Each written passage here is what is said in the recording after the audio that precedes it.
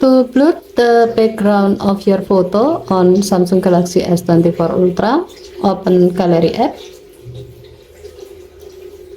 Tap the desired photo. Tap the pencil icon at the bottom of the screen to go to the edit photo screen. Tap the four dot icon at the bottom of the screen. Tap face effect. Swipe the icon area below the photo to the left. Tap background blur icon. And then drag the blur adjustment bar to the left to increase the blur level of your photo background. The higher the level, the more blur your background photo will be.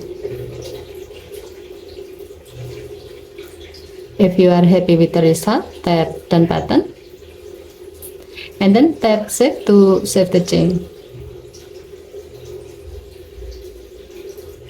Okay, thank you for watching. Please help to like and subscribe. Have a nice day.